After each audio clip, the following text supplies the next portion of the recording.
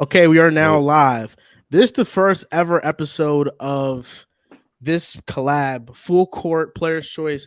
So the backstory of this is that Shaq reached out to us to kind of do this collab. They hit us all up to get us on the show, and we couldn't refuse it. I think it's going to be a great experience, and I'm looking forward to talking about these games that happen, specifically the Lakers and Timberwolves. But before we get into that, man, how's everybody doing?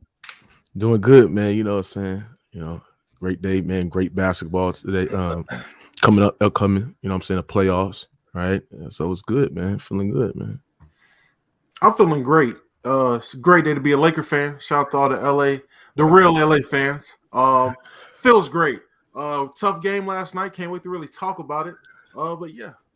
Are you a Lakers fan or are you a LeBron fan? Let's get that out the way. Yeah, it's separate. I got you. I am a basketball fan first and foremost. Basketball is my love. That's my passion. Basketball first. Laker fan second. LeBron fan third. All right. I grew up a Laker fan. I was born into it. My people. I came in this world in a Shaq jersey. They call me Baby Shaq in the projects. I live it. I die it. I was there rooting for Lonzo. I swear to God, hey, if we had D'Lo and Lonzo, we could have won a championship. I was one of those people. I'm Laker through and through. Okay. And how are you doing, Dub? Yeah, celebrated Easter this Sunday, just a good reminder of, Jesus dying on the cross for my sins, man. So Miami lost last night, so I need that in my life right now, bro. And Mr. Riv, you got the Kobe Bryant shirt on right now. Yeah, man. Rip Kobe, man. Rip Bean. I'm just I'm here. New people, new faces. I'm glad we're doing something new. It's interesting. It's gonna be fun. I had a great week. It's actually beautiful weather in Jersey, so I'm feeling real good today. The sundresses was out, the woman was out, so it's one of those days. That's facts. That's facts, bro. I was mad, bro, because I was actually gonna go outside today, but then I forgot I had to come here, so I was like, "Dang, bro, I can't even enjoy the weather like that, man." Yeah, it's beautiful outside, man. What part of Jersey you at? Hackensack. Oh, damn, you all the way up there. Yeah, where are you from? I'm by Trenton. Yeah, that's you lived in Jersey this whole time. It's actually kind of funny. Yeah, the whole entire time. I thought you were from like Jersey City. No, man. No, I'm from in the central Jersey. All y'all in Jersey? All y'all in Jersey? Yeah. Oh, yeah. I'm from Jersey, Rivers in Jersey. Where are you from, Damo? Oh, I'm North Carolina. North Carolina. How about you? I'm from Baton Rouge, Louisiana. Word. Yeah. So I was gonna guess Baltimore. I was gonna guess you were from Baltimore. Don't ask me why. That's what I was gonna guess. Yeah. So I know the first topic of the show is supposed to be about Lakers and Timberwolves, and we're gonna get to that next. But earlier, you gave a take on the Clippers, and you think they can beat the Suns in the first round. And Riv has a similar take to you. And I'm just wondering, give your reasoning behind that take, because I feel like that's a topic that I want to dive into that's more spicier than talking about this playing game that was just a roller coaster of emotions last night. Look, I think everybody is, discrediting the Clippers, what I'm saying, knock them off because they without Paul George, understandably so, right? But when you look at the Los Angeles Clippers from top to bottom, that bench, right? You got Eric Gordon who coming off the bench, Norman Powell, right, who's in question of 6 man of the year. He's coming off the bench and he's putting up productive numbers as well. Not only that, you got you got Bones who can shoot. They loaded with wings, right? You got Rocco, Batum, right? You got Kawhi Leonard, obviously, right? So from a roster standpoint, the Clippers can match up with anybody, right? Because they got players that can step up night-to-night basis as well. But from a scheme standpoint, I think what the Suns do, they do a lot of heavy Spain pick and rolls, right? Chris Paul kills drop coverages, and I think that from a guy like Zubac, you know what I'm saying? He's a great rim protector, but, he gets exposed on that drop coverage as well. I just think that from a talent standpoint, like, it's questions about the Suns bench, right? The Suns ain't got nobody on the bench that's give you close to Norman Powell's production, bro. Close to Norman Powell's production. That's number one. Number two, right? The Suns ain't got no elite slashers to the basket outside of Devin Booker, who is really consistently getting to the basket like that, right? KD shoots elbow jumpers. That's what you know what Kevin Durant do. Even though he does that on a high clip, that's pretty cool. DeAndre Ayton, he's inconsistent as well, right? If he hit the 10 to 15 jumpers, I mean, you tip your head off and You know, you let him beat him as well. But like I said there and said, you got Russ that can get to the basket. You got Norman Powell that can get to the basket. Kawhi Leonard can get to the basket. So even Eric Gordon, when he ain't having a shot going on behind the arc, he can get to the basket as well. So not only they can get to the basket, but we got bodies to throw at Kevin Durant. You could put Kawhi on Kevin Durant. You could put Rope on Kevin Durant. You could put Batum on Kevin Durant. Even though you ain't gonna stop him, there's bodies to do. Outside of Kogi, right? I mean, what other bodies you got to throw at Kawhi Leonard, right? And you know, I think Kawhi and KD so great where they want to cancel each other out. But I just think from a bench standpoint, and also how deep the roster is, and I believe that you know, chemistry, because the Clippers been playing with each other for most of the year as well. I just think that the Los Angeles Clippers will have a big chance of if Paul George come back. I think the series can go 7 games. But if he doesn't come back, I believe that the series can go 7 games. And I think the Clippers can upset a lot of people, right? So Paul George coming back in the beginning of the series or like in the middle? They ruled Paul George out beginning of the series.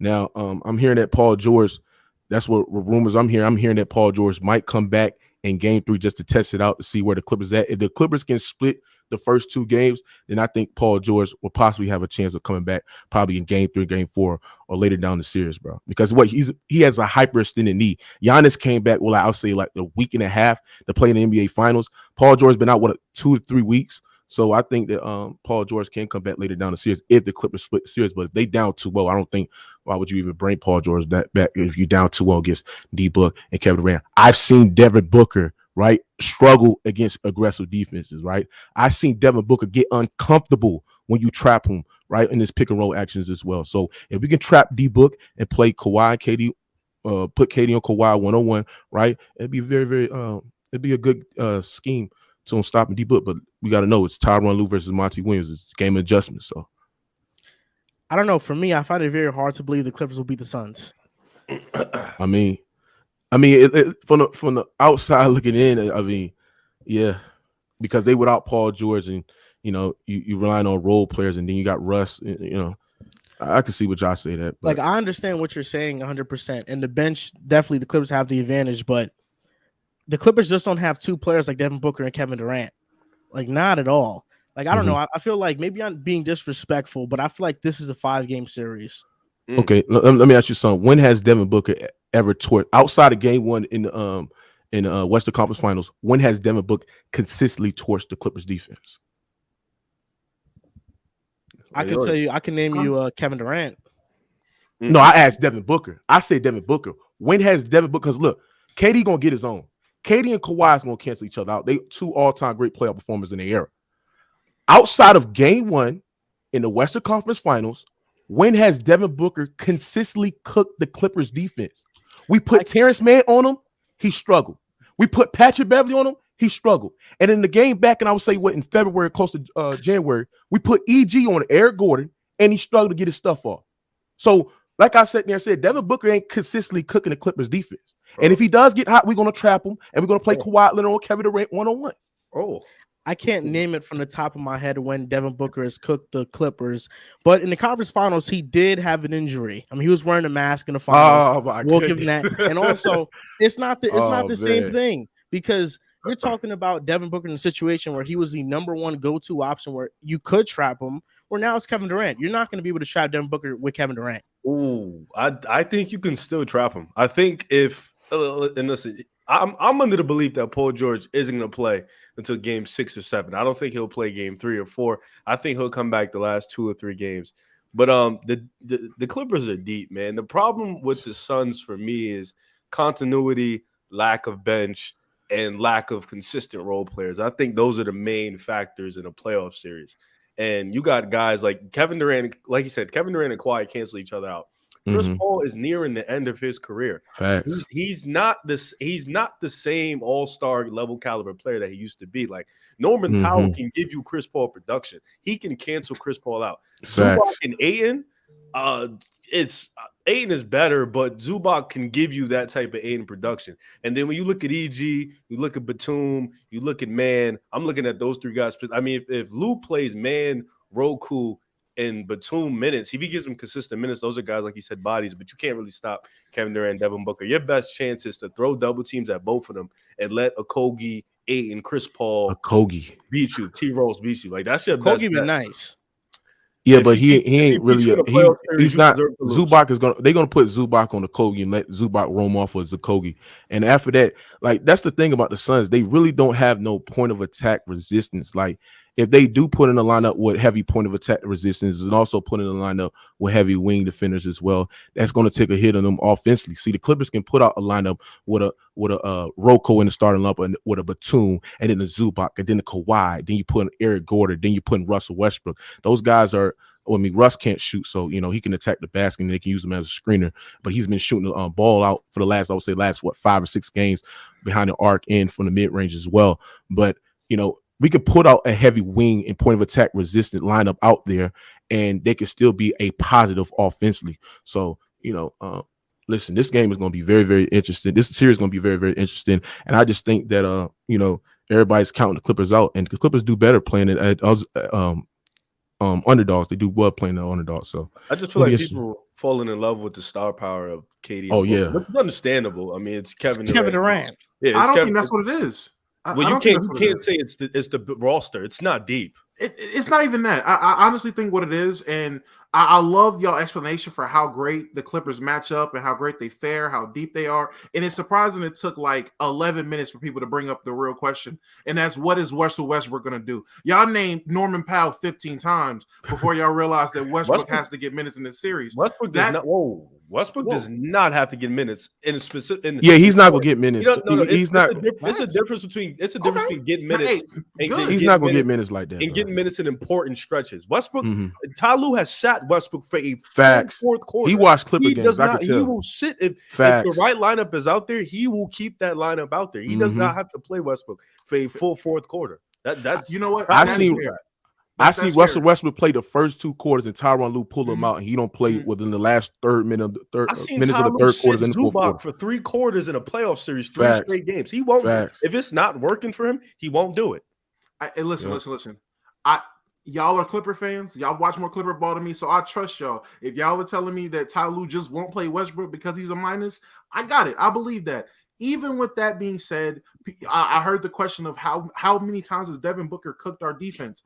I give you that. He might not have simply just cooked your defense, but you put Kevin Durant out there. That leaves a lot of space and a lot of opportunity for him to do some new things. We haven't seen something like this in a minute. It's real dangerous what this duo could be, and that's if they both step up. I don't think it's so much people believe in the Suns. It's just no one believes in the Clippers, and that's where I'm coming from. I'm just a crowd of, for so long, my whole life really, there's nothing they haven't been healthy. They haven't been healthy. I guarantee you they was healthy this year. The Clippers would beat the Suns in 6 games, bro. I'm telling you. If they was healthy, the Clippers would beat the Suns in 6 games, bro. They don't have the depth and the talent that they have, bro. Like, you have to have a bench, right? What you gonna do? I don't see how you could not pick the Clippers. Facts. Like, come on, man. Like, the way Norman Powell is getting to the one Norman Powell. Durant. But we got Kawhi. Because like, why y'all act like the Clippers don't have Kawhi? Okay, so if y'all don't have Paul George, no. Okay, Kevin Durant's better than Kawhi Leonard. No, he's not. No, he's not. Kevin Durant is better than Kawhi Leonard. No, he's not. That's your opinion. That's your opinion. Can Kawhi not match Kevin Durant in any playoff series? Stop it. Like, stop acting like. Maybe 3 years ago. Listen. Right now, he can still do that. Hold on. I don't know about right now. I got to see it. What do you acting like we didn't? What do you mean you got to see it? What are you talking about?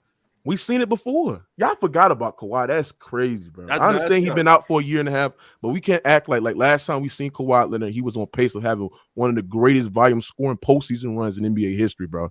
So y'all listen, he's on a year and a half ago. Last time we seen KD, he got swept. He got undressed. Grant Williams put this man on the chamber, man. He couldn't get his stuff off on Grant Williams. What was we doing? The starting lineup, bro, they had lineups out there where at one point in time it was Kyrie, Goran Dragic, Seth Curry, KD. What are we talking about? They had garbage lineups out there. KD had a couple one-on-one possessions. He just couldn't. KD was one-on-one. Kevin Durant was one-on-one on a post.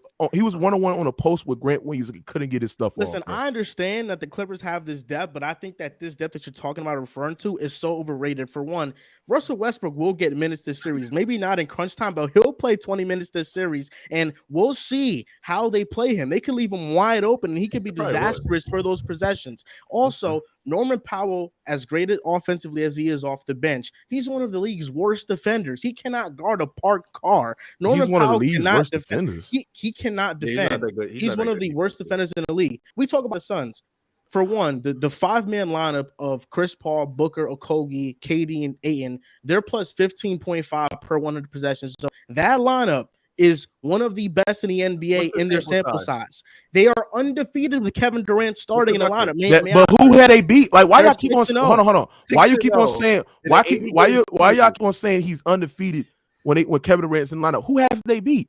They beat the Hornets. They beat the Spurs. What are we doing here? Who have they beat? They beat nobody. They beat the Mavericks, who just missed the playoffs. But also, let's take into account, before KD got to Phoenix, when he was in Brooklyn, he was on a win streak. Kevin Durant is 20-1 in his last 21 games, and maybe the bench isn't as good as the Clippers bench, right? Cameron Payne is not a bad backup point guard. He's not.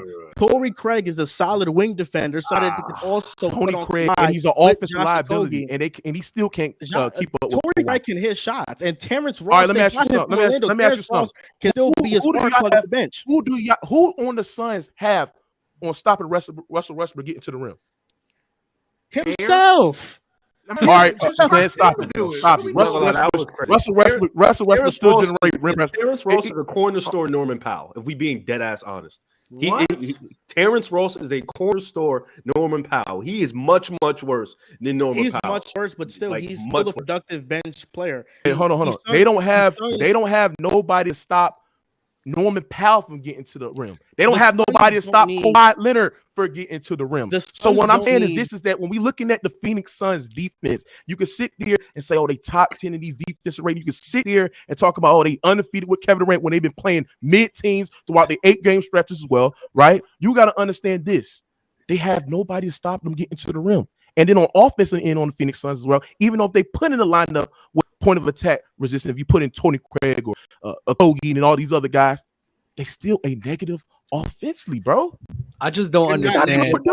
Kevin Durant. You're never the main thing. The main thing I have a struggle with is the fact that I feel as if this defense that the Clippers have is just strictly off of name value. It was clearly prevalent that Kawhi Leonard's defense isn't what it used to be. Paul George's defense isn't what it used to be. On top of that, you highlighted it early on with Zubac, bro. CP3 is going to be able to draw the big out. Devin Booker, KD, which causes mismatches on the court. So at the end of the day, if the Clippers defense is worse than it was in previous years, I don't expect the Clippers to be stopping them at all. I don't. Like, are we forgetting that the Kings put up 170 on them? The Kings have the Kings is one of the best offense in the league. What are you talking about? NBA history. Yeah, they're the best offense in the league. Okay. You think that the Kings offensively are going to be better than the Suns in the playoffs? Probably not. No, I just think that the way the Kings scheme up things offensively, I think it is more prevalent to cook a Clippers style of defense. The Clippers do a lot of switching. And then like you said there and said, Zubac is a plus with the rim protection. I think he's one of the best rim protectors in the league. But I think the way to dispose Zubac is his drop coverage. That's why I think that like more of the second half, I think Zubac would not be playable. I think they will put in a lineup where it's small, where you got Rocco, maybe Batum, Kawhi, just maybe not Plumlee, that gets the garbage. And then you put in AG and all other guys. So I just think that if the Suns do expect that matchup with Zubac, I think there's a counter to their counters too as well. So it is what it is, man. I just like the Clippers' depth. I also like that you have somebody that can match Kevin Durant's production, but it's going to rely on Norman Powell being consistent as well, alongside with Kawhi Leonard to play all-time great level that I know he could play in the playoffs as well. And it's going to have to be with the others, especially when Kawhi Leonard's on the bench getting rest. I mean, can the offense stay cohesive? You know what I'm saying? So it is what it is, man. I mean, I believe it should. Listen, Mookie, I really feel bad that it had to be the Clippers and Suns first round. I understand you're very optimistic. Maybe they do win the series. I was rooting for the Warriors and Suns first round because I wanted to see Kevin Durant knock Steph Curry's ass out of the playoffs. I wanted to see that. And we could potentially see that maybe, but it had to be the Western Conference Finals. So KD knocking his daddy out the playoffs? No, that ain't going to happen. But like I said there said, when you think about it, I just think that there's another guy that's probably going to knock Kevin Durant out the playoffs, and that's the Don Dada himself, Kawhi Leonard, and the Los Angeles Clippers, especially when Paul George come back in either game 3 or game 4, which I think he will. And actually, if y'all check the video out, Paul George is actually shooting up shots in the gym, getting warmed up, getting ramped up to possibly come return later in the series as well. So, Damo, you're a Lakers fan, right? 100%. Why are you letting this much Clippers love slide like this, bro? Listen. These are the two only Clippers fans I've ever met in my life, bro. We own the Lakers, so he can't say anything. We own the Lakers. Wait. I am a Paul George fan. He's the Clippers fan. Paul George. So, damn, leaving you to fight your own battles. Listen, I have no problem letting the Clippers get off their delusions. Okay, like you said, they own us because and you were a Laker fan. We rebuilt. They were beating us while we rebuilt, and we want a chip out of it. So, we beat y'all last year with Reggie Jackson and freaking Luke Kennard starting the starting lineup without Paul George and Kawhi. What are we doing here? I got one name for you. Luka Doncic. I don't know what to do with you. We put Luka Doncic out twice in the playoffs. Me personally, as a Laker fan, I've been dealing with injuries. I've been dealing with worrying about teams that go on to win championships. That's what we getting through. Y'all have fought Luka Doncic for like 3 straight years. I don't try to. I just let Clipper fans go. All right, we beat Luka Doncic. So what's your point?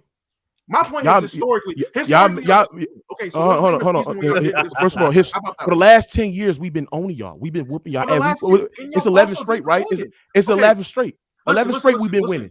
Take this away from wait. 11. I need you to zoom out for a second. Take this away from Clipper fan versus Laker fan, because I don't look at it from that aspect, because that doesn't matter.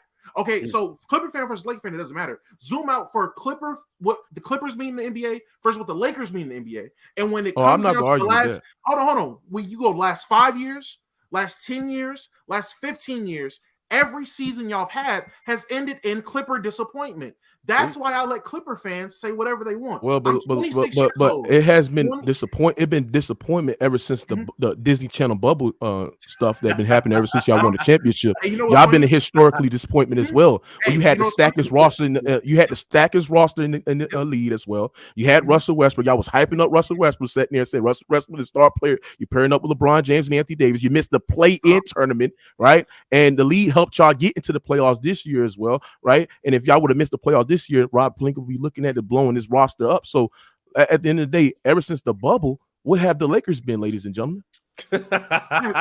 Congratulations. Hey, congratulations. You gave context to what happened. Ever since the bubble, we've had nothing but bad roster management by Rob Pelican. And LeBron doing just dumb stuff. Okay, if we want to say LeBron's in the front seat making these dumb decisions, that's fine. Hey, whatever. Hey, which was idiotic. But neither here nor there. Because in that same time frame, if we look at what's happened with the Clippers, it's a lot of the same things. A lot of disappointment, injuries, and losing. So that's why I don't see a need. It's been a major disappointment that y'all ain't peaked since the bubble. The Disney Channel bubble. That's been disappointment. Why the Laker fans don't even really want to root for y'all because y'all didn't win a championship since the AAU tournament bubble. That's been disappointing. In that same bubble, y'all disappointed because we were supposed to meet y'all in that bubble. All right. So what happened the next year? What happened in 2021 when we was at the conference finals? Y'all got put out the first round against the Phoenix Suns. So we was waiting for you then. We was waiting for you then. We was waiting for you to come on, bro. And again, we got hurt, but there's no asterisk next to that. We lost to who? The team that again disappointed y'all won a championship. I'm just saying, historically speaking, disappointment runs in y'all blood. Damn. Okay. I mean, listen, we haven't won a championship. That's cool. But like I sat there and said, we ain't winning bubble championships. We're not winning Mickey Mouse AAU tournament bubble ring. So what I'm saying is this. What I'm saying is this. What I'm saying is this right here. When we get healthy, when we get Paul George back in game 3, game 4, the Los Angeles Lakers can make a deep postseason run. And you know it. And that's the reason why we've been whipping y'all for the last 11 straight games because you a bad matchup for us. We stopped. Listen. Just be honest. Go and get it out. The only way y'all winning the championship if y'all don't run it to us. If y'all run it to us, you done. We've been whipping y'all every single time. It's not even close. It's not even close. Let me ask you a question. You had LeBron James and Anthony Davis the last time. We was without Paul George, and it still wasn't close. It still wasn't close. I just simple question. How old are you? Huh? How old are you? I'm over 20. You over 20. So for over 20 years, you've been saying this same nonsense, trying to convince yourself that your team would do anything relevant. And so y'all beef, you being a Clipper fan, you realize your biggest competition and y'all biggest praise to glory is the fact that y'all have beat us in the regular season these last your whole life. Like that's really what it is. Like, and I'm okay with that. I'm glad that gives y'all praise because that's what you fight for. Me growing up watching Kobe, I always understood the job's not done in the regular season. It's not done in regular season. I'm not arguing. Hold on. You have that. Hold on. You have that. Listen, I'm not arguing who's been a more historical franchise. We understand that it's been the Los Angeles Lakers, but I'm just measuring since what happened ever since the bubble. And since the bubble, you've been a historically disappointment, bro, compared to the Los Angeles Clippers who went to the conference final. We went to the conference final. What's better, a bubble ring or no ring at all? I'm saying I wouldn't take no ring because the bubble ring is Disney World. Give me Disney World. Okay, y'all take Disney World. And y'all assembled y'all Ain't nobody team. Want to be in that bubble. Wait. Y'all assembled y'all team the same offseason we did. Y'all decided to go all in the same offseason we decided to go. When? Going into 2020. When y'all got was it 2019 going into 2020? That's when y'all got Kawhi, and Kawhi got y'all to get Paul. Yeah, George. And what happened? The league stopped. Y'all disappointed. Hold on. No. The we bubble went to happened. Disney World. Y'all went the bubble happened. When the bubble happened, that's when y'all had advantage because y'all was the only person that really wanted to be there.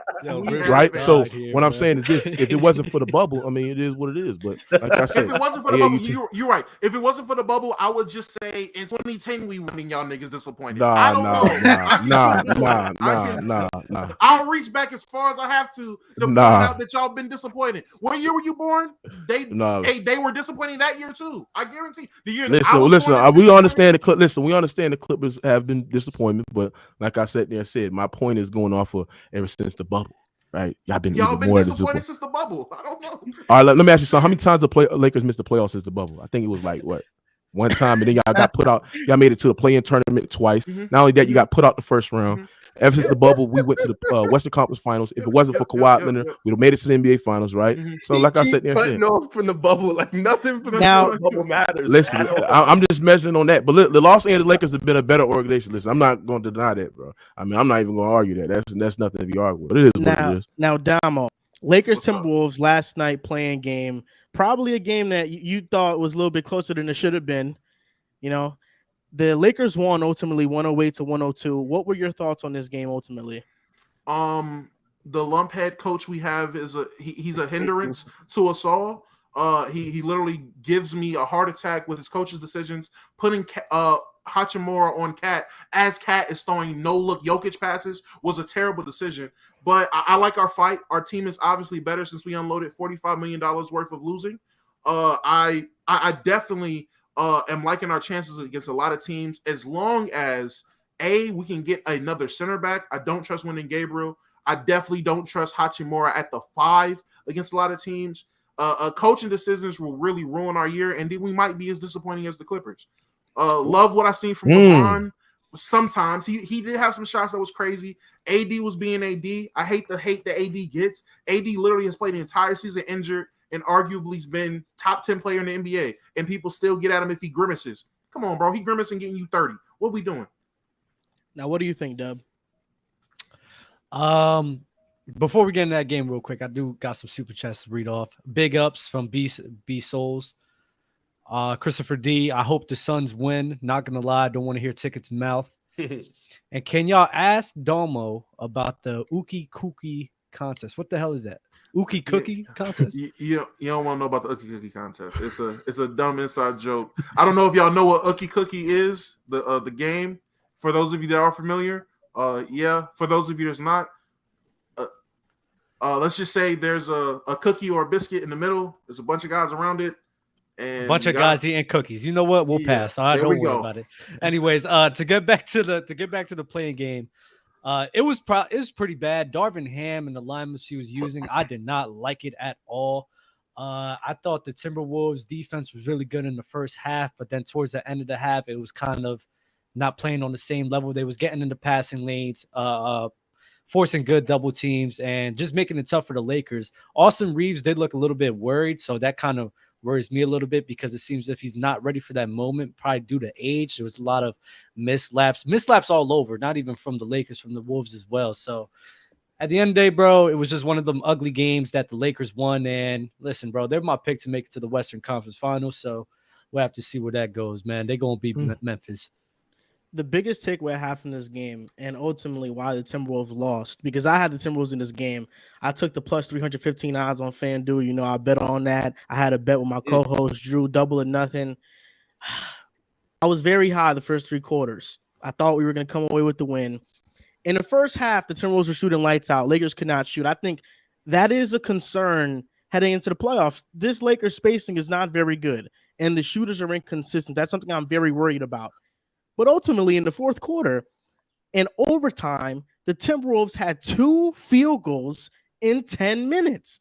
The offense was atrocious, and Anthony Edwards had his worst career NBA game to date that I've seen, at least. I mean, 3 for 17, 0 for 9 from 3. He couldn't hit anything. He wasn't driving to the basket. I think his injury when he fell early in the game maybe limited him a bit. But I just feel like the overhelping on Anthony Edwards really affected his driving lanes to the basket, and he just couldn't really find a way to get into a rhythm offensively. And then Cat's foul trouble really hurt them. Once Cat got into foul trouble, he got out of rhythm, and they just couldn't hit a shot. Like the Mike Conley foul at the end of the game where he hit all 3 free throws, for one, he's super clutch for that.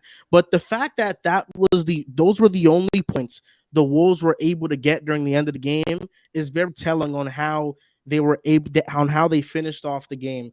And this has been a reoccurring problem with the Timberwolves. The Timberwolves this year have blown the most double-digit leads in the NBA, and they're tied with the Phoenix Suns for the most fourth quarter 10-point leads blown in the NBA.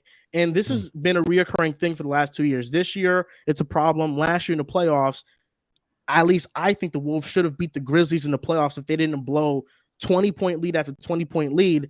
And for me, this just becomes a reoccurring problem at this point, and they just have to regroup for the Pelicans and win the winner of the Pelicans or Thunder on Friday.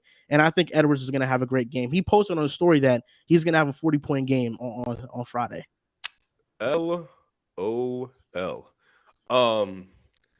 Honestly, the Minnesota went in there with no expectations. They wasn't supposed to win that game, so it was kind of we go in there. We throw it, give them our best shot. We missing Jaden McDaniels. We don't have Gobert, but that might be better in the long run. We missing Jaden McDaniels and Naz Reid. Those are 2 important pieces in a small ball lineup. We go in there, give them our best shot. Like you said, they were shooting lights out in the first half. But I think that goes to credit. Like the Lakers have a problem closing out on shooters. They have a big problem defensively on closing out on shooters, and that could affect them in a series if they play the next round against the Kings or the Warriors, who are one of the best 3-point shooting teams in the league. That could affect them down the road. But Minnesota's defense was probably the best. Like without Jaden McDaniels, they were still able to defensively be elite throughout the game, and Edwards was able to pretty much wreck shit defensively. Offensively, he couldn't get it going. But that lineup, 10 minutes in that 10-minute span that Chris Finch put out, without Ant Edwards, without Cat. And that's why you kind of need depth. That lineup was really, really bad. And that kind of was the lineup that cost them the game. They could not score. They couldn't get a possession in. They couldn't get a good shot up. They were taking contested threes. I mean, and Cat being in foul trouble, Ant kind of being injured. You can't play him 48 minutes. That's a tough situation to be in. And that goes to the lack of depth the Minnesota Timberwolves have. But just to talk about the Lakers, they got 6 days to figure this shit out. The Memphis Grizzlies aren't, like, in the half-court offense. They're not that good. They're not a great three-point shooting team, so it's a different challenge than Minnesota. But defensively, they're great. Defensively, they're stout. Jaren Jackson Jr. provides that anchor. So they got 6 days to figure out these turnovers that they have, the role players not being good. Because you have D'Lo, Austin Reeves being off. Vando is going to be a struggle to play offensively. You're going to have to kind of figure out how you're going to do that. What are you going to subtract? Because if you have Vando out there offensively, he's not that good, but defensively, he's probably your best defender out there on the perimeter. So they got a lot to figure out. I think the Lakers lineup-wise against Memphis is going to be a bit of a chess match that I don't think Darvin Ham is ready for because Taylor Jenkins clears as a coach, and I think that is a big problem, especially in the playoffs. Coaching really does matter. So it's going to be up to LeBron. A lot, like, of course, duh, but LeBron's really going to have to be his one of these series, but he's going to have to go out there, coach, and play at his high level because Memphis is no joke. Yeah, I agree with most of everybody said, man.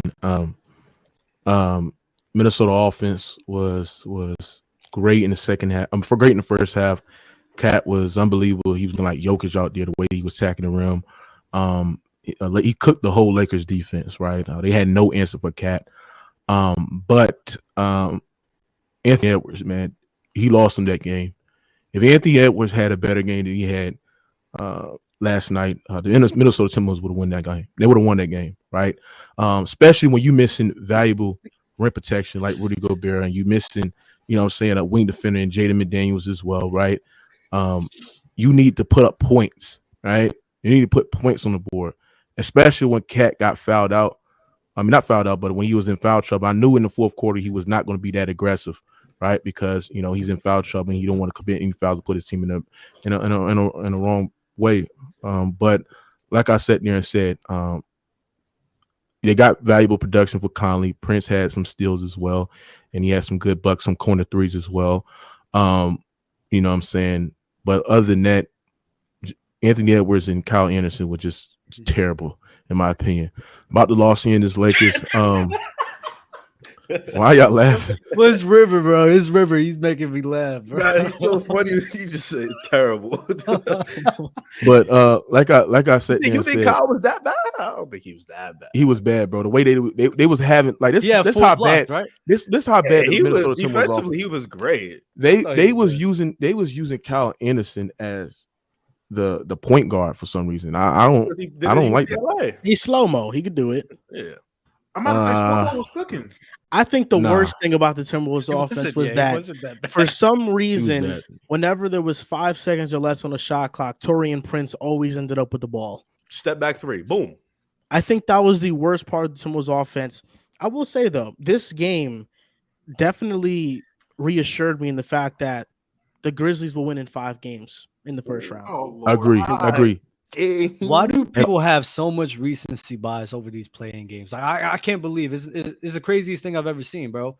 Like, are we forgetting that in 2021 and the play-in, the Lakers were playing the Warriors in a very close game where I don't think either side was playing that well. Well, they go up against the Phoenix Suns and then they're up. The difference is, but the Lakers Warriors were dog shit. That team was dog shit. And LeBron he would talk about he lying and shit. Seeing 3 rims. Seeing 3 rims. He doing the lying shit he do.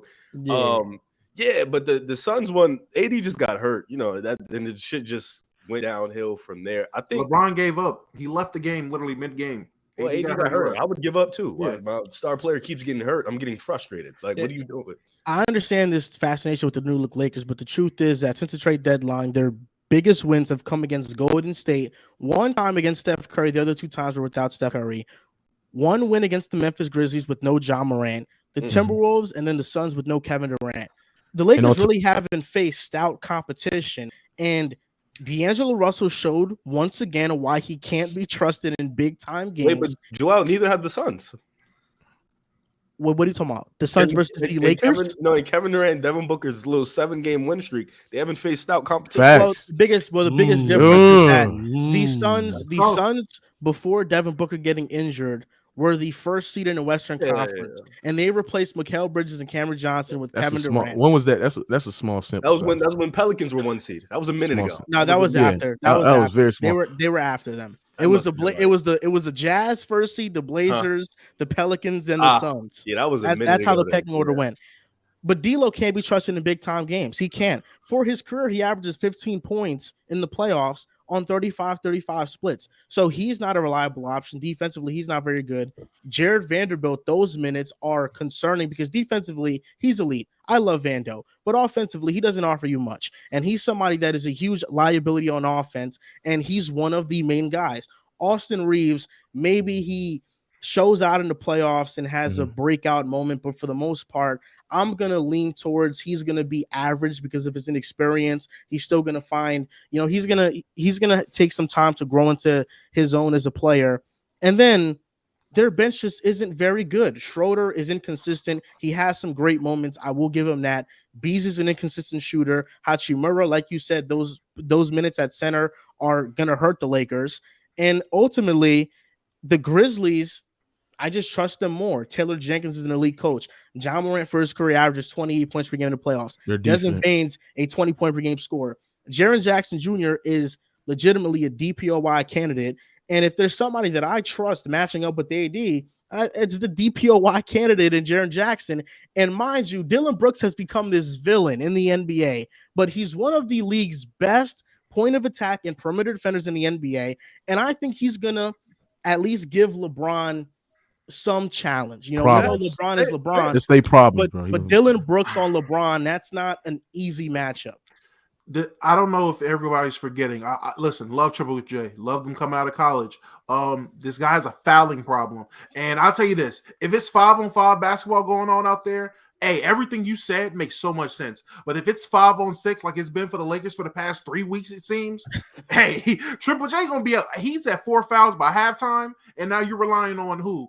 Xavier Tillman to stop AD? Okay. I don't think JJ, in my opinion, I think he should play the roaming role. Like if Vando's out there, put JJ on Vando, roam around. Let Tillman guard AD essentially, but you're just gonna trap and double team him anyways. Yeah. And that keeps him out of foul trouble, essentially. And plus, looking at how the Timberwolves guarded the Lakers, they were just sending doubles at AD, and they were forcing everybody else to make their shots. That's it. And since the trade deadline, when the Grizzlies acquired Luke Kennard, who has shot 52% from three for them, they've been the 11th best half-court offense in the league, which is a step up from where they were before. They were like in the 20s.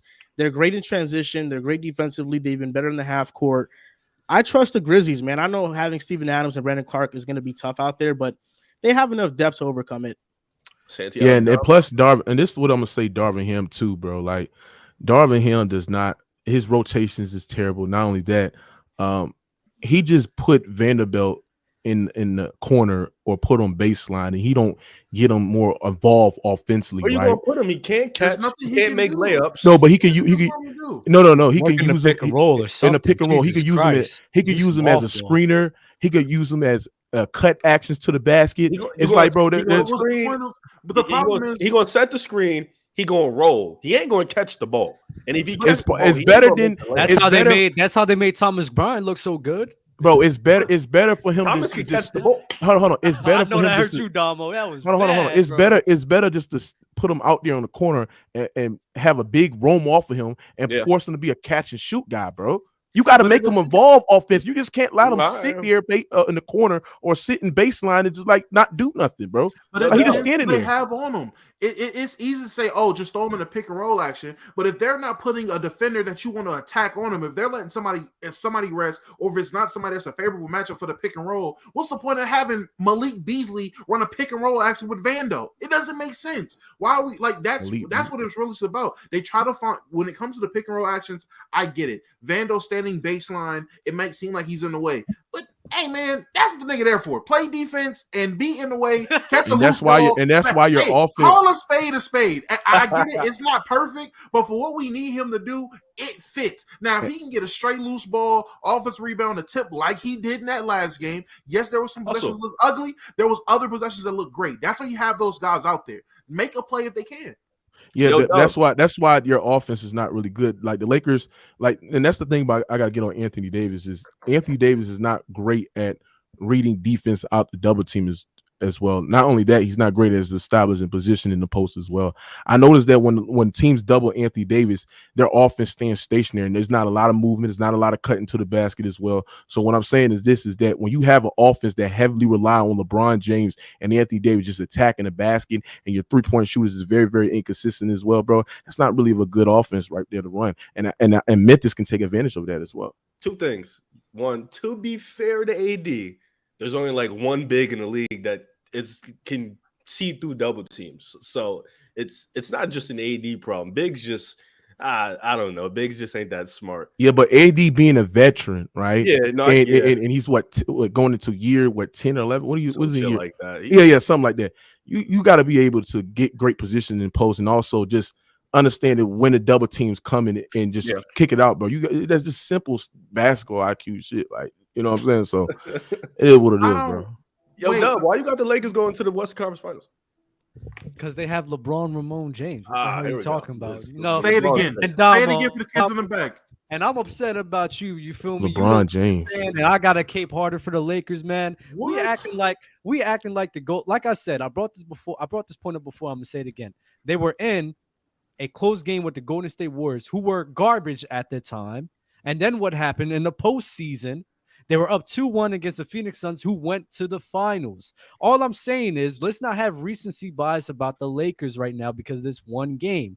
D'Lo, I don't expect him to be going 0 for 4 from the field in the postseason. I just don't expect that. We've seen it last year, though. Malik Beasley, he's going to be knocking down the 3-ball. Hachimura is the guy who's I'm a little bit worried about the inconsistency. You're asking for a lot. Come on, bro. We need LeBron. We need LeBron to step up. AD playing that defense against Memphis where they can't shoot the ball like that. The reason they were struggling with the Wolves this game is because they were knocking down that 3-ball, but they weren't getting anything else on the court but that 3-ball. You want to tell me the Grizzlies are going to sit here and be pulling up like that? Nah, man. And Damo, come on, bro. You got to I got you.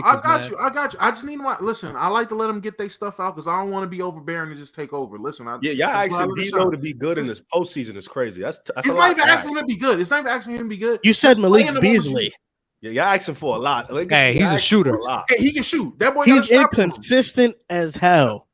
That's a little far fetched. But honestly, when it comes to the Lakers, if you're really looking at it, listen, we got D'Lo, who again, I agree.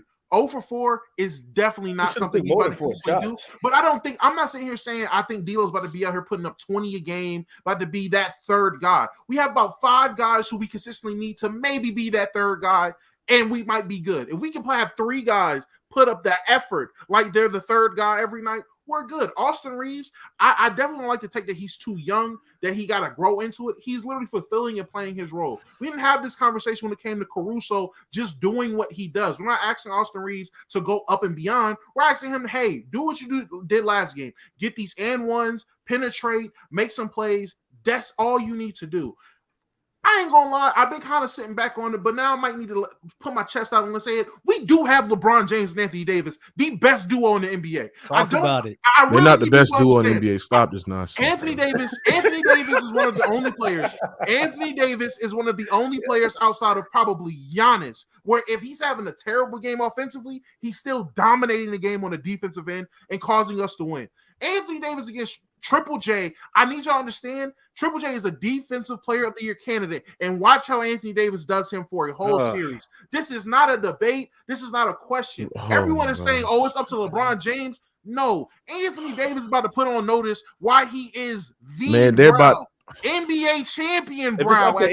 Listen, and this is what do you mean? All season long. What are you talking about? All season long, I've been hating on the Memphis Grizzlies because I hate how cocky they are and how they just feel like they're entitled to something already, right? But the truth of the matter is, what better way to prove to the entire NBA world that you're ready for the big time moment, that you're ready to take that next step in your contention era than beating the goddamn Lakers with LeBron? Hey, Riv, can I ask you a question? Who they got to stay in front of Ja on the point of attack for the Lakers? Vando, but even then, it ain't nobody, man. Double teams. Ja was cooking Vando last year. Vando's not that good with guards. I don't think he's that good with guards. Come on, bro. Oh, y'all acting like when Ja Morant go and drive down, that they're not going to be smacking them with double teams, bro. All right, so if they collect, going to be out there. If Ja Morant drives, they're committing off of Dylan Brooks. I think the best lineup for Memphis personally is Ja Bane, Brooks, JJ. You have a 5-out lineup, and then you AD probably is still going to be at the rim, but they have to live with those threes. But that gives them unlimited spacing because Luke is a 40% shooter, Bane 40% shooter, Jaren it's streaky, but it can go. Then let those guys beat us. Let those guys. That's what you got to do. As long as John's not going to the rim doing 720 shot of layup. No, he's going to go to the rim doing. Memphis is 6. That's what you have to do. You have to let the role players beat you. So what's everybody's prediction? Memphis is 6 easily. Lakers in 6. You know where I'm going. They have no answer for Ja. Memphis not only that, man. If Memphis consistently hit the outside shot consistently and crash the boards, and not only that, that's a big ass. Hey, hold on. Malik Beasley. Go ahead. Let me use Clipper logic. LeBron cancels out Ja Morant. There you go. And then AD is better than Triple J. We win. No, but this is the thing. You got a quality defender on LeBron James. So I mean, I'm not saying that LeBron James is not gonna get his own, but I'm saying it's gonna be very, very, very tough for him to dominate because Dylan Brooks match up with. Hold on. No, Dylan Brooks is one of the better matchups on LeBron defense. Facts. Absolutely, bro. He's physical. LeBron James is not quick. LeBron James is not quick on his feet. No, he does not beat guys off the dribble like he used to. So Dylan Brooks is a more physical, strong defender where he can stay in front of LeBron James, put a body on him, contest the shots as well. With the perm, what? Y'all forget Memphis is deep. He's little, but he's one of the deepest teams in the league. I know this Dylan Brooks hype sounds very weird, but the fact of the matter is that in the regular season, amongst all perimeter defenders defending isolations, he was number one in holding star players to the most inefficient nights. That's how great Dylan Brooks is defense. Yeah, where you get these stats from, bro? Hey, listen, man. Dylan Brooks came into the arena with a he put up. Real Anytime when I hear Dylan Brooks' name, I just find it funny. I do think he's a great defender, but he is a liability on offense. He's a joke. And that could be the same for Vanderbilt, but they're gonna continue to play Vanderbilt. Bro, like even you talk about the depth, like what lineups are they gonna have to compete with them boys? Like if you try to put Luke Kennard out there, who's playing the 4? You gonna put Jaren Jackson at the 5?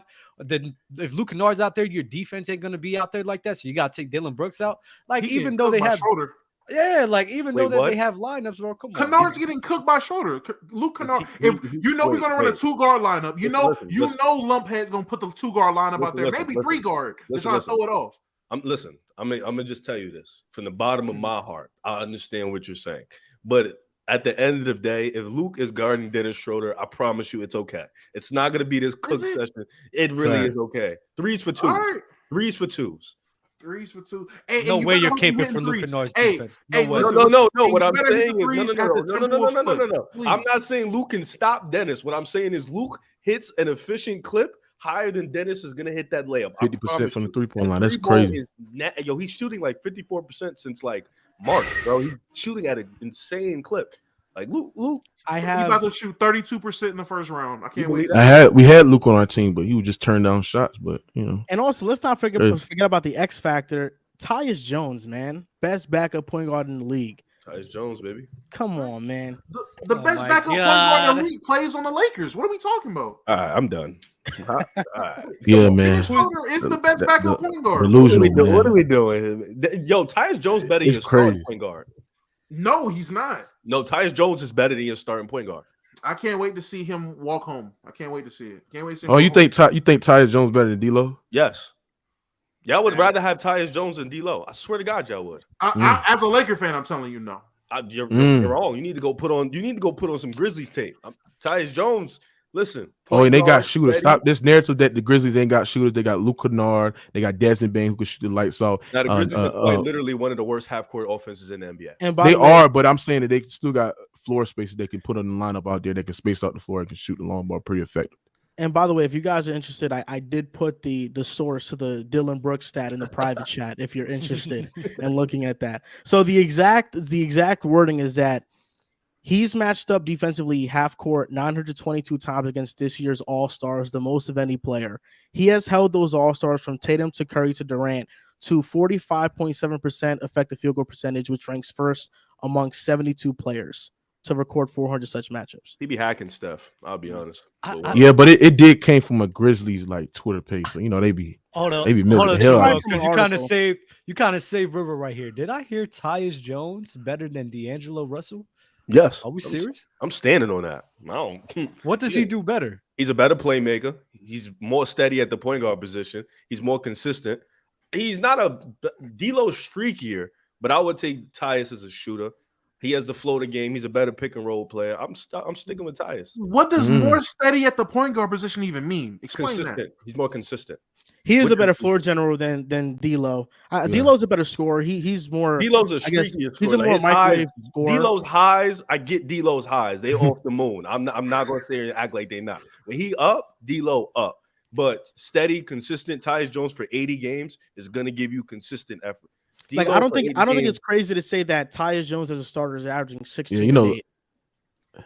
Some Laker fans be thinking D'Lo a top 10 point guard in the league, but no one said that. No, I'm not saying you. I'm saying like some of the Laker fans I talked to You know what I'm saying, on my platform. They be thinking D'Lo is a top 10 point guard. So the Miami Heat and the Atlanta Hawks face off in a playing game. This is one of the weakest. You mean the Miami Heat? The Miami Heat? Hey, cut that out. Dub, you're a Miami Heat fan, correct? Oh, Dub, you a Heat fan? I'm gonna pray for you. Yeah, bro. I need to go to Miami, see some of them females. Yeah, not the games. You know what do you guys think about the Heat losing this game? I'll start off with you, Dub.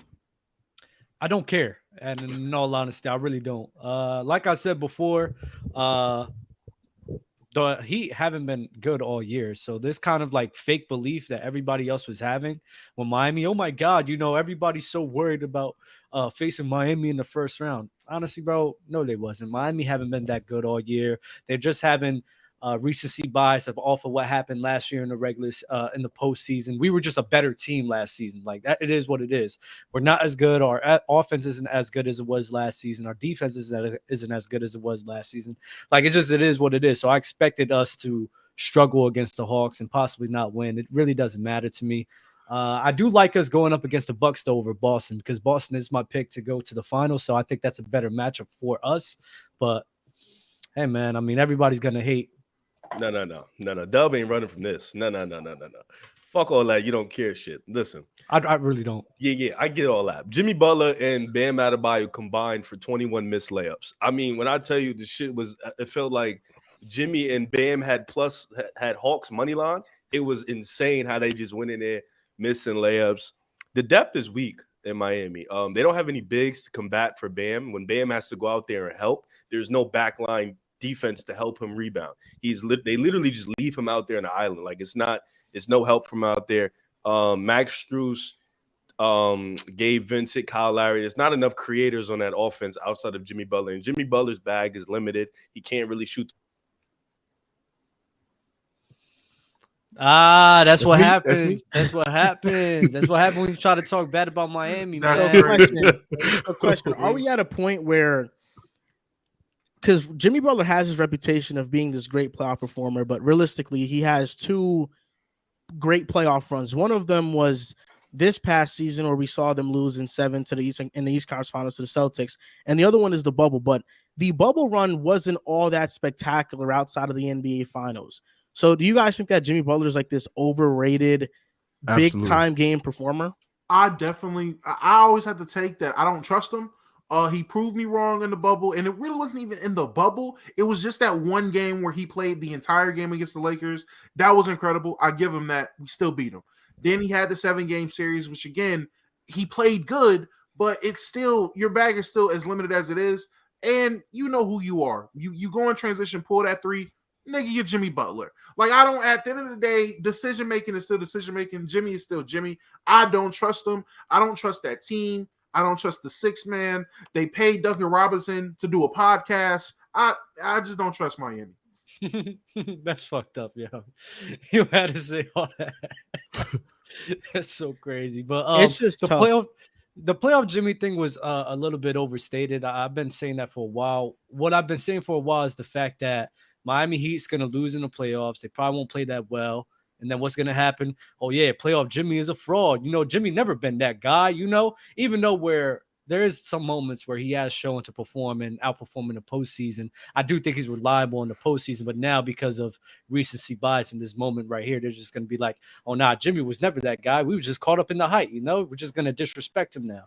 It's just weird. It's things that people do, and it is what it is, bro. I think whenever it's a planned game, it's one game elimination, things are very hard to predict because the Heat came into this game as the 4th best defensive rebounding team, and they allowed 22 offensive rebounds to the Atlanta Hawks.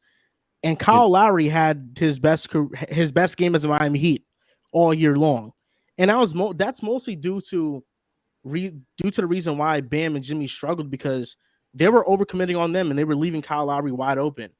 But you do need more from Jimmy and Bam. Bam had 12 points. Jimmy had 21. Max Strus had 3 points. You definitely need more from them. And shout out to Atlanta because I know everybody. I wrote off Atlanta. I thought Miami would win this game. But Atlanta, since Quinn Snyder became their coach, they have been the top 5 offense in the NBA. You're back, Riv. Yeah, my fucking Wi-Fi went out. I was about to cook. That's crazy. You was capping about Miami, bro. Yo, y'all mid, bro. Y'all need help. Mid-M. Oh yeah. We need Jesus. Pray to God. That's just Pat Riley done. Pat Riley's done. You know what? Did you hear that story about him falling asleep for the Kyle Lowry trade? Are you serious? He fell asleep. We had an offer for Kyle Lowry, and he was asleep, so he didn't see it. When he woke up, the offer was no longer there. What's wrong with him, yo? He old, bro. You can't. So let me ask y'all a question. Let me ask y'all a question. What's the difference between Miami last year and this year, the team that went to the Eastern Conference Finals? Was it just that Haslam's retiring? That's the only difference. Kyle Lowry got older and whacker. I think PJ Tucker's a huge one. Max Strus was able to shoot last year. That's also a huge one. True. And I think Duncan efficient. That's really year? it. I just think because I think Miami last year was, I believe, a top 10 3-point shooting team, and then this year I think they're a bottom 5 3-point shooting team this year. So I just think that the offensive production has gone down. Not only that, I think the defense take a slight downhill, especially losing PJ Tucker as well. I just think that the pieces that Miami Heat has is not a piece. That's why I sat there and said is mid. If Bam is your second leading scorer, he's your second best player, and you got Jimmy Butler, where I think at best Jimmy Butler is a number 2 on a championship team. I just think that screams nothing but mid. They don't have no elite scorers, right? Not only they don't have no elite scorers, but they don't have a backup big, right? They very, very small. I think Bam, to me, he's just too small playing at that 5 position, right?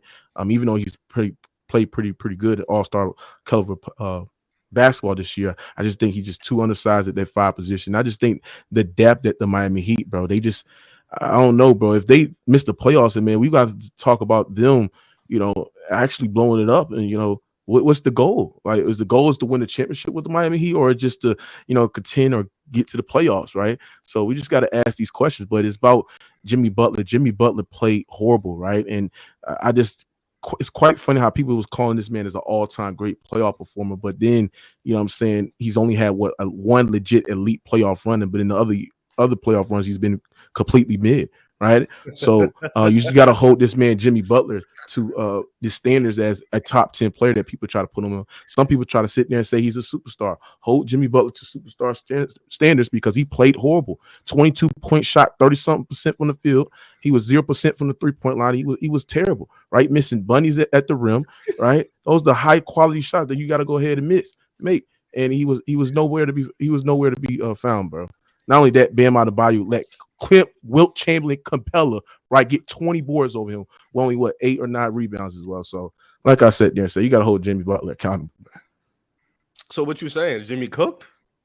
No, I ain't saying cook. I'm just saying just hold him accountable. You basically saying like he not that good no more. He don't got it in. Like, I mean, I listen. He only had one. Outside last year, what would you sit there and say that was an all-time great or somewhat elite playoff run for Jimmy? I'd say he had a great finals, though. He was really great. Yeah, great finals. I'll give you that. But you hate the bubble, though, so I don't know if you like that, but he had a great finals. Yeah, I don't like the bubble basketball. So are we all that should be a race for basketball history, bro. Are we all in agreement that the Celtics are possibly sweeping the Atlanta Hawks? If they are a championship team, they should sweep the Hawks.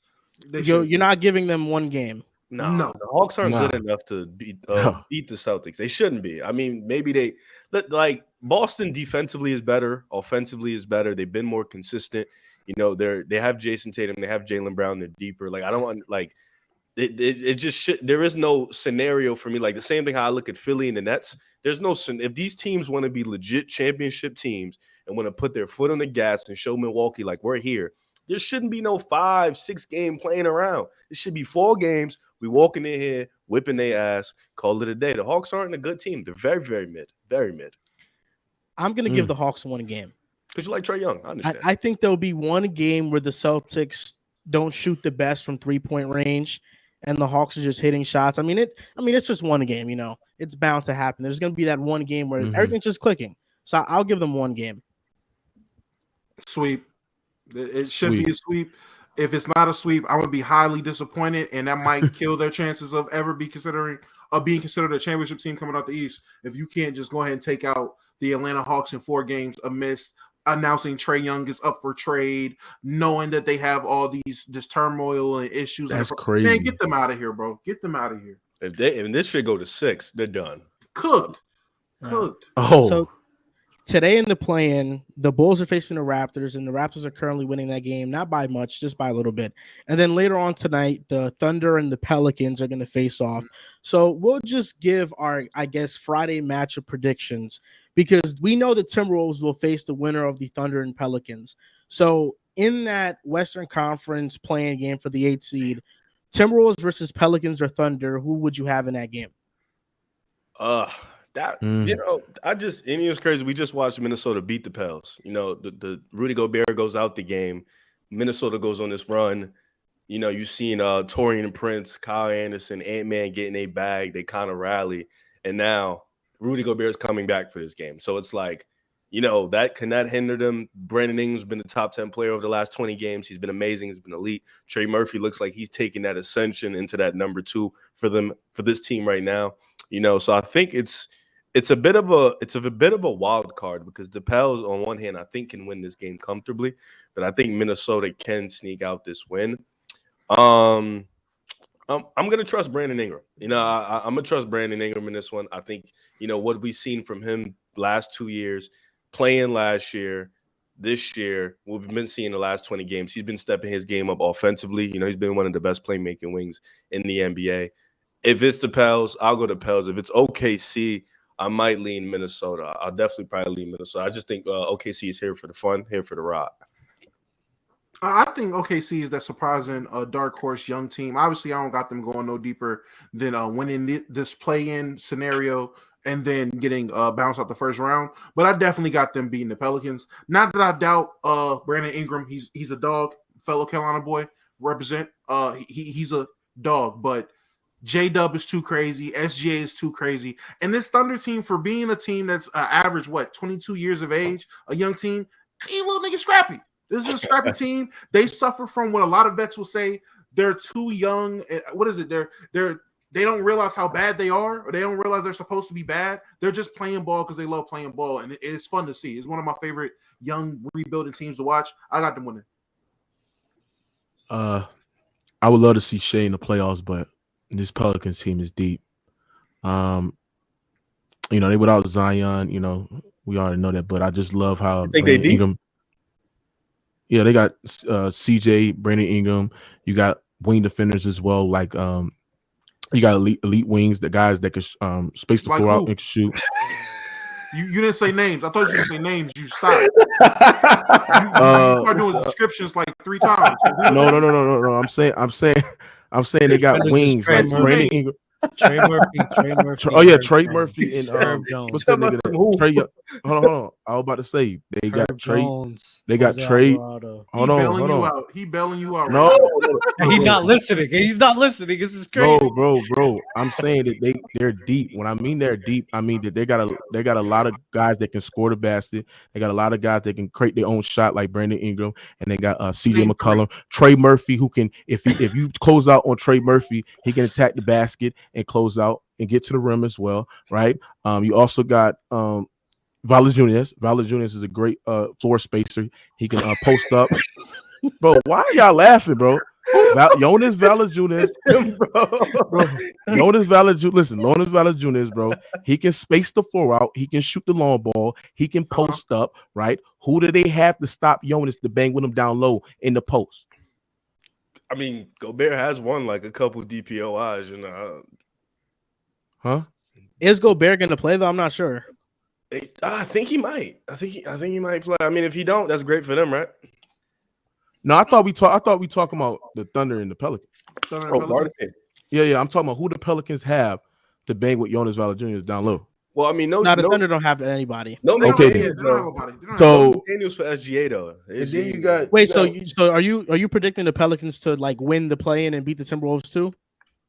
Yeah, I got them beating the Timberwolves too because their offense, I can see Cat getting his zone. I can see Cat scoring with I can see Cat scoring with ease, and I also can see Conley putting the ball in the basket very, very effectively as well. But I just think that Ant-Man, to me, he is the X factor. Now, if Ant-Man has a good game, right, and he's defending, which he did defend against the Lakers pretty well last night.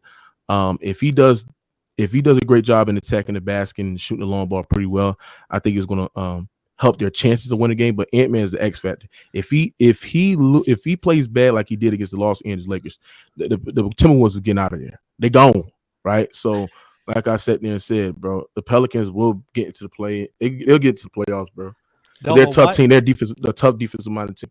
Doma, why did you have a problem with the depth of the Pelicans? It's not even that I doubt it. It's just he was going so good. He started with the two names, and I was in my hoodie like, okay, that's one name, that's two. How deep are we talking? He said, oh, they got Ingram, they got McCollum, and they got wing defenders. Trey, you got Trey. That's how deep you got they Herb. Are. You got Trey, you got Herb. I think you got Larry Nance, right? 3 wings, right? Larry Nance on the wing. Larry on the wing is crazy. Larry Nance on the wing is a 5. He's like a 4. He plays somewhat of a 4. He's Swiss Army knife for sure. Yeah, he can play somewhat of a 4 right now. He's small ball 5. Okay. Yeah, he can play the small ball 5. They sometimes put him in the 4 with Valanciunas as well. So yeah, you got wings. You got 3 wings that can actually defend. Not only that, they got Jason Richardson. They got Jason Richardson, right? Josh Richardson. Listen, the bottom line is the Timberwolves are making the playoffs. Najee Marshall. You could have said Najee Marshall, and I'd have been like, all right. He's like, I hear what he's saying. Najee Marshall. I just want to hear the names. Now listen, I think it doesn't matter if the Pelicans or the Thunder win because the Timberwolves are gonna make the playoffs. You said that 2 days ago. Because you know what? One, they should have beat the Lakers last night. They should have won. That's for a fact. That's for a fact. Yeah, but they should have won. They should have done that. If it wasn't for Anthony Edwards having the worst game of his career, they win that game. That's a fact. But Anthony Edwards is gonna have a 30 or 40 ball Friday. No doubt about it. We'll see. He's bouncing back. He should have had that against the Lakers. You're doing it. Got to the playoffs, bro. You're jinxing him. He should. That man was a disappointment, bro. Anthony that was a masterclass choke. He hits 1 3 in that game. That's true. He had 9 points, and 2 of them was in garbage time. It happens to the best. It happens to the best of them. The best of them. Yeah, Anthony Edwards is one of the best of them. Yeah. Yeah, but that's the thing. That's the thing. If he ain't hitting shots, he was not even attacking the rim. Like he was not even putting pressure on the rim. That's what Anthony Edwards' game is like. When he's not hitting shots, his ability to attack the rim and finish strong is somewhat too elite at the point of his career. And the fact that he was not doing that, the fact that when he did do it, he turned over the ball in traffic. I mean, yeah, he's not a good passer at all. Oh yeah, for sure. He got to work on that part of the team. He will though. I mean, he's eventually it'll come. You know, he's going to be one of the best in the league for sure. What do you guys think is Ant's ceiling? I think he could be a top 5 player in the league. I'll say top 8 to be safe. I think he can definitely be one of the ones in his prime, like during a probably like 4 or 5 year stretch. Top 5 player for 4 or 5 years. So one of the best players in the NBA during his prime. I think prime man could be top. Yeah, okay. His ceiling probably top 12, borderline top 10. I say couple time All-Star. You know, couple time All-Star. He borderline top 10, bro. 3rd team All NBA one time. Couple time All-Star hood legend. That's what I see for him. Man, I just at this point of his career, like right now, I just don't like his shot selection. I think at times he can be a turnover machine, especially when he's attacking, like when he's attacking the rim and when the trap is collapsing and he's turning over the ball. I think those times where you can see the deficiencies in his game offensively. But other than that, when he's hot. He can score. He can hit the step back 3, and he can attack the rim. But I just haven't seen that. Like, I wish I would have seen it more in the Lakers game, but you know, it is what it is. Is he staying in Minnesota in this hypothetical scenario? Because if that's the case, if that's the case, yeah, he's staying in Minnesota. I changed my answer. If he's staying in Minnesota, I changed my answer. It seems like the dude that like to build his own shit, like build his own legacy. So I could see him staying in Minnesota. But ultimately, I see him and Cat falling out. That's really it. I think he is Cat go. A real dog. How they gonna get rid of Rudy though? Like, because I think. Would y'all get rid of second-round picks, man? That's what it's gonna take. 7 second-round picks. I think that trade right there, bro. I think when it comes to Rudy Gobert, they're going to give it one more year. Send him to Charlotte. I understand that on the court with Rudy, their offense was horrendous this year with him, but the excuse they have is that Cat missed 53 games. So they're going to talk themselves into saying, well, next year, if everybody's healthy, we can be better. So Rudy Gobert will be there next year, and if next year it implodes, he'll be gone. But I think they're going to give him one more year. That's so stupid. Send Gobert ass to Charlotte, man. I don't think that fit is never gonna work out at all. Mainly because Rudy can't guard on the perimeter like that. Cat can't guard on the perimeter like that. And when you have two bigs, the reason why AD and DeMarcus Cousins work so well is because AD could guard on the perimeter at an elite level. If Cat was lined up next to Bam Adebayo, it could work out. You're next to Rudy Gobert, bro, and he's the main guy who has to play drop coverage. You're not going to be successful, bro. And it's something that they should not even look for next year. They need to get rid of that now, especially with Rudy Gobert's stock somewhat high. Bro, I'm telling you, if next you think year, it's bro, high right now? I'm about to say his shit is low. It's gotta be low. I said somewhat high for a reason, as in next year, if they roll this thing out, it's probably going to be worse. Yeah, but waiting another year, that shit going to get lower and lower. I think the best thing they can get from right now, the best thing they can get from is one first round pick and a young player. If that, I think that's probably being too optimistic too, though. Send them to Memphis. Luke Kennard, Steven Adams, and picks. Drop his ass off. You just need. Don't do that to Ja. That's messed up. Why would you do Ja like that? You gonna crowd the paint? Can Rudy Gobert be on any type of title contender? Yes. Team? Oh, title contending? No. Well, yeah, a Lithuanian title contending team maybe, but not. I'm gonna be honest. I think if he was on the Dallas Mavericks, he'd look much different with Luka. I don't think so. I think if he goes to the Dallas Mavericks, he's still what I like to call him Baguette Biyombo. That's French Bismack Biyombo. He's just gonna contest at the rim and give you 2 layups a quarter. I mean, Rudy on Dallas would be a good fit. Realistically, what's the difference between 2018 Clint Capella and Rudy Gobert if he was on the Mavericks with Luka? I don't think Rudy is that. I think Capella had a hook shot. I think he had a post hook. Yeah, your memory sucks. He had no hook shot. No. I don't mean like in his bag. I mean, I think he did one. I don't think dudes was giving Capella the ball and like, yo, go do a hook shot. I don't know. I don't think that was the case. I think he got the rebound and just decided to do one because. Gobert doesn't have anything in his bag. He just has laid the ball up. I don't trust him. With Luka, all you need is lobs. All you need to be able to do is catch. That's it. He can barely catch that. Bobbling that shit. No, what I will say is I was a big proponent before he got traded from Utah, him to the Suns at the time, and this is before they traded all their wing defenders away for Kevin Durant. But at the time, I said the Suns, you unload DA, maybe an undesirable guy you wasn't going to pick up like Cam Johnson and a pick or 2 maybe, and you send him for Rudy. That will make sense with how they like to play defense and how his defense is. But now that they got Kevin Durant, I mean, I don't know what else you're going to send for him. I'm trying to think. There's no title contender team off my mind that I think will work. So the only team I would say probably the Pacers. Why not? I don't know. I just send them somewhere. Just take whatever you can get. I don't know. Just somewhere. Bro just thought of a team and said, "Fuck it." Yeah, the Pacers. On there, like they're not doing nothing. So when it comes to the Eastern Conference playing, the Miami Heat are going to face the winner of the Bulls and Raptors. Who ultimately do you think is going to come on top in that playing matchup? We are losing, and I'm not all the way confident. I'll be honest. I think it's the Raptors. Why?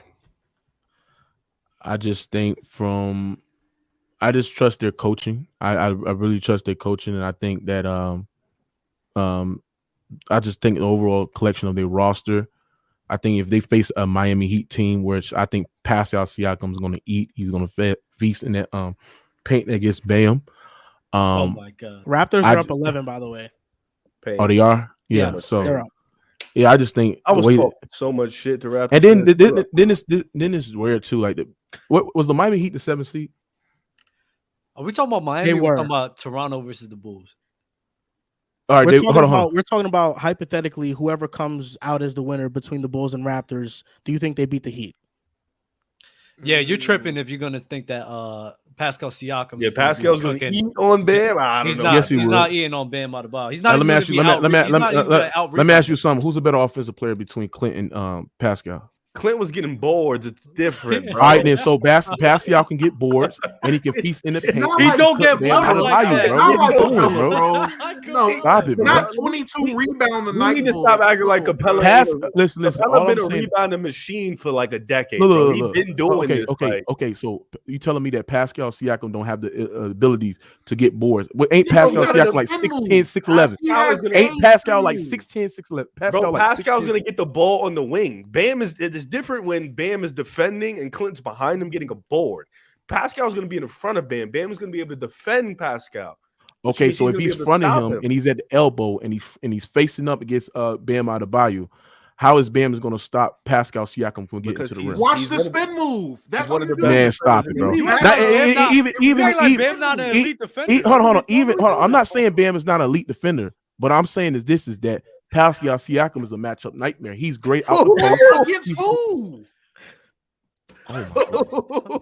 Not against Bam. Y'all telling me that you telling me that Pascal in the post against Bam, he can't get his shit off. That's what y'all telling me, bro. No, he could. He ain't killing Bam. So what I'm telling you is if he was to get in the post and face up and look at Bam, do you know what Bam's gonna do? Watch the spin move, because that's all Pascal got, bro. He is Pascal Spin-Yakam, bro. And Pascal Siakam got a good face. I don't want people to think he got a great respecting Siakam and nothing like that. You just made it seem like Siakam was going to eat on Bam. He's going to eat. I'm going to tell you this. And plus, and I'm going to ask you something. I think the Miami Heat do switching as well. So if they get So if they get a proper matchup on Siakam, say if Siakam's guarding a Caleb Vincent, they get to switch Siakam on a Caleb. He's gonna cook because Caleb Martin, whatever the man is, Gabe Vincent, Caleb Martin. If he gets a switch on Caleb Martin, if he gets a switch on Gabe Vincent, Caleb Martin's actually a good defender, actually. But you think? Hold on, you telling me that Caleb Martin is gonna stop goddamn Pascal Siakam? I think he's facing up. If Bam is on two players, I meant Caleb Martin. My bad, Caleb Martin and Gabe Vincent. If Bam is on Scotty Barnes or if he's on a Poto, he'll send the help. No, I will be honest. I think the Raptors have a little bit more like good players in the Heat, though. I think the Heat star power is a little bit more, but the Raptors with OG, Fred, Pascal, Scotty, yeah, they have like more good players. Oh my God, they're gonna feast on the board. It's two dog shit offenses. I'm not even gonna lie. The Raptors scoring isn't that well. Like their shooting isn't consistent at all, so they'll be able to help. A lot of their players struggle to create in the half court offense. It's not good. Exactly. So let me ask you something. Late down in the fourth quarter, right? Who do you trust to create their own shot at elite way? Jimmy Butler or Fred VanVleet? Jimmy. You said Jimmy Butler, bro? I'm going Jimmy Butler, bro. Oh my goodness. Somebody else. Oh my goodness. Jimmy Butler, bro. Jimmy Butler. Stop it, bro. Jimmy Butler ain't no elite floor space. He ain't no elite 3-point shooter like that, man. What are y'all talking about? See, this is the thing about Fred VanVleet. Fred VanVleet has the ability to take you off the dribble. He's fast. He's shifty. He can get to the basket as well. He has the. You trying to convince us that Fred VanVleet, bro, man, y'all gotta watch more Fred VanVleet. Fred VanVleet is a great shot creator, bro. Great shot creator, bro. Nah, look, Fred VanVleet's a good player, but he's not Jimmy, bro. So you telling me that? Hold on, you telling me that? Hold on, let me ask you something. I was waiting for. Hold on, let me ask you something. What is the difference between Fred and Jimmy? I think Jimmy Butler can get to his spots in the mid-range better. He's a way better mid-range shooter. Okay, I give you that mid-range shooter. Fred VanVleet is a north and south player. He's either driving to the basket or he's shooting threes. He has no in-between game. He does not have a mid-range shot at all. No, but what I'm saying is that Fred VanVleet is a way better 3-point shooter than Jimmy Butler as well. Not only that, Fred VanVleet is an underrated finisher. Not only that, yes, I will give you that Jimmy Butler is a better mid-range scorer, right? But I'm talking about from No, I'm not saying. Okay, you can say Jimmy is a better finisher. He's I'm saying stronger. He's taller. He's more athletic. You got to add that. Okay, maybe. Listen, if I'm like LeBron James and I'm giving an open pass to Fred or Jimmy Butler to hit a three, I'm talking about isolation. I'll maybe pick Fred, but in isolation, I'm picking Jimmy Butler 10 times out of 10. Especially to get a clutch bucket or the last bucket, definitely Jimmy Butler in an ISO scenario. Ooh, okay. That's hot. That's a crazy thing. Hey, look. All I know, we didn't see that last night, man. That's all I know. No, yeah, it was a bad night. Oh man. So listen, I want to get you guys' take on this.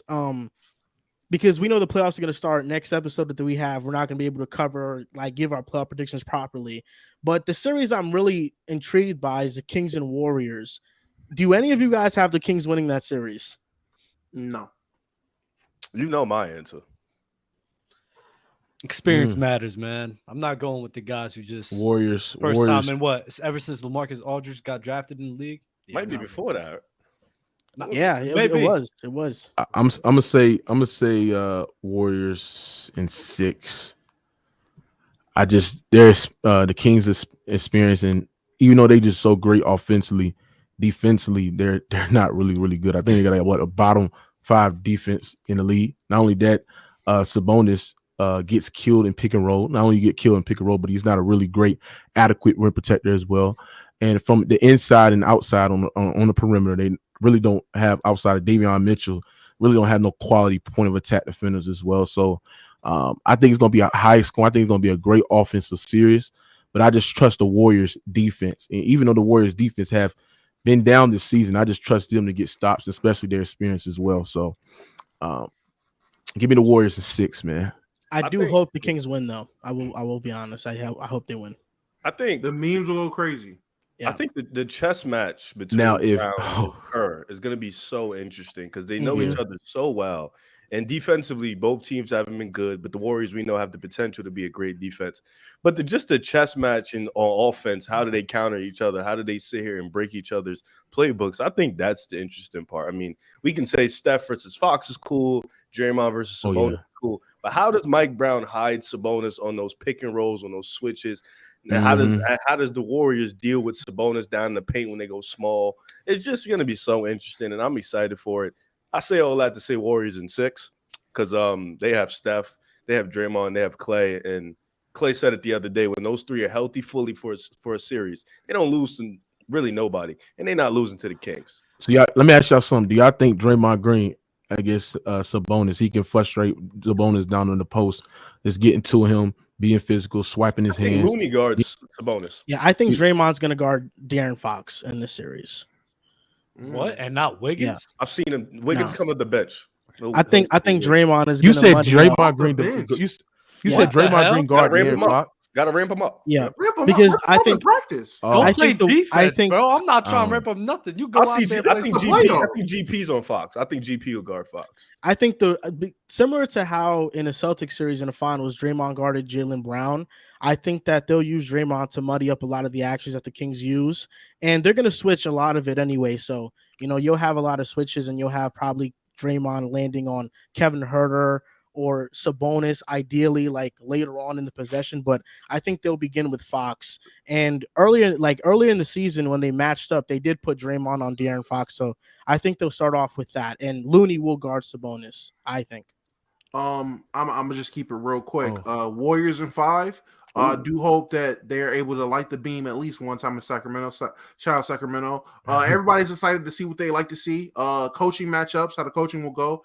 Curry versus Fox. Hell, Sabonis versus Draymond might be what you want to see. I'm personally here for Kevin Huerter versus Jordan Poole. I feel like whoever's more consistent between those two tells the take of this series. So yeah, that shows you how much I care. Not Huerter versus Clay. No. Huerter versus Jordan Poole. They used to call Huerter Baby Clay. They did, and I believe I was people. I thought it was true down in Atlanta. I thought they were rebuilding the Warriors.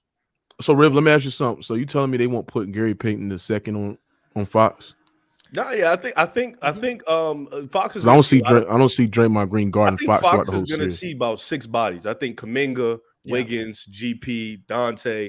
I think like all 4 or 5 guys, Clay, they're all going to be giving Fox different looks because he's the only guy on the offense that's consistently able to break them down in the half court, create for himself. Like Monk is good, but Fox is the only elite guy. So I think those are the guys he's going to see for the most part. Yeah, I agree. My man said Draymond on Fox. I just can't get over that. Yeah, that's. Christ. I've seen that shit happen before. I won't lie. I think it's like every Draymond. They're not looking at Draymond. They're not looking at Draymond like, yo, go guard up De'Aaron Fox for the whole game. I mean, you look at the Warriors. They will put DiVincenzo, whatever the guy name. DiVincenzo, whatever the man's name is. They'll put him over Draymond Green guarded Fox. They will in certain possessions, but they come off the bench. Like for example, for the starters, Steph is not guarding De'Aaron Fox. Okay. I don't think Clay is the matchup for De'Aaron Fox either. Not. I think Wiggins start. I think Wiggins start the guard. They say he's coming off the bench, so I Wiggins think is not starting. The starting lineup will be Steph Curry, Jordan Poole, Clay, Draymond, and Looney.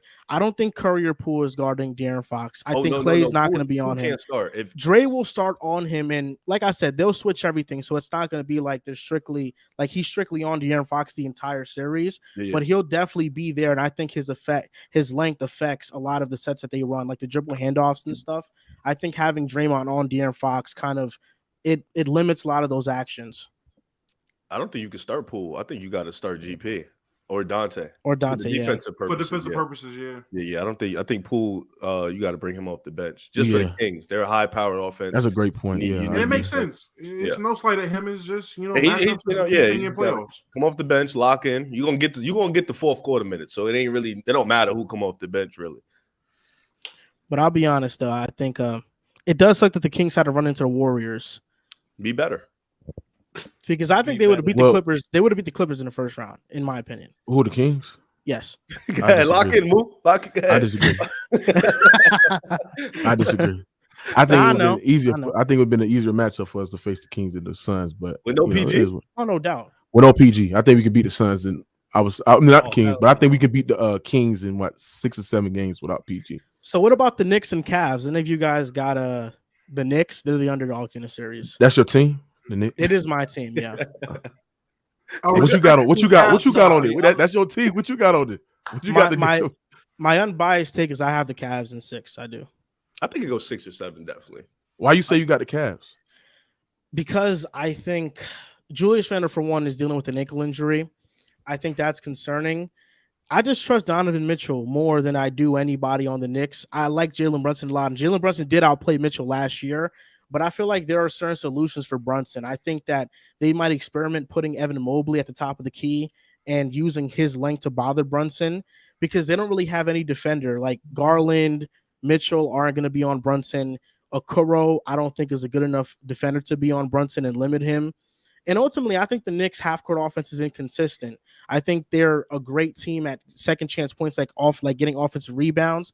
But in terms of just trusting them in the half court, Julius Randle, I don't know if I fully trust him. If Julius Randle plays like all NBA Randle, he's averaging 25 and 10. I think this series goes 7 and we can beat them. But if Randle doesn't show up, which is possible because the Cavs front court defense is amazing, then I think do you trust the Cavs front court offense? I don't need to. As long as they have Donovan Mitchell and Darius Garland. Garland makes it so easy for them to score. I don't think they need to do anything major. For the front court, I mean, like the Garland sets them up. He brings them the plate. They just eat. Donovan Mitchell, he got outplayed last year, but he wasn't taking it serious. He's locked in now this year. I think he's a little bit more engaged defensively.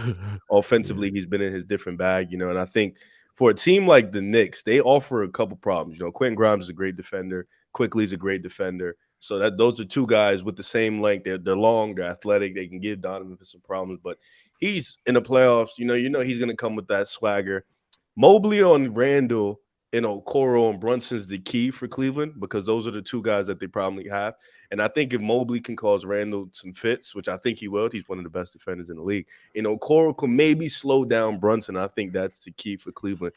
But the Knicks are so deep. Like, they have a good collection of 8 guys. They got a better bench. That can really, really hoop. And the Cavs don't really have that. So if the Knicks can get, like, elite, perfect performances from their role players, this can be a series that can swing their way. But I got Cleveland. I think Donovan Mitchell, Darius Garland makes that leap in this postseason, and I got Cleveland. I'm definitely going Cleveland in 5. Love what Jalen Brunson's done this year. Definitely showed he was worth the money. He was worth more money.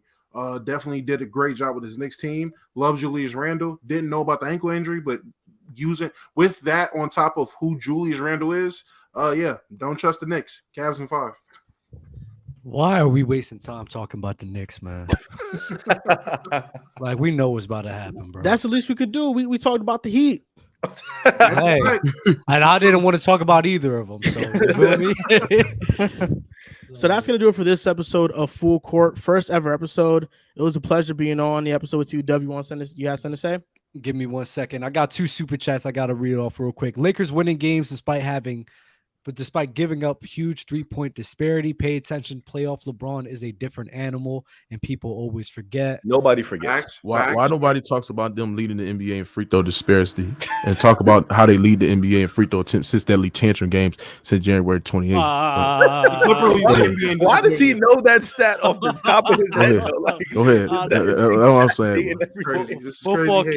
Football candy with another one. Trey Murphy plus Conley on Bulls for DeMar plus. I'm all for it. Bring us Trey Murphy. We need to rebuild. This shit sucks. I'm all for it. Got you. Go ahead, Joel. All right, so this can do it for episode 1. Make sure you guys like the stream and subscribe to Player's Choice. We're going to be back here next week on Wednesday, possibly at 7 p.m. Once again, so thank you guys for watching, and we'll see you guys next time. Peace, gang. Peace.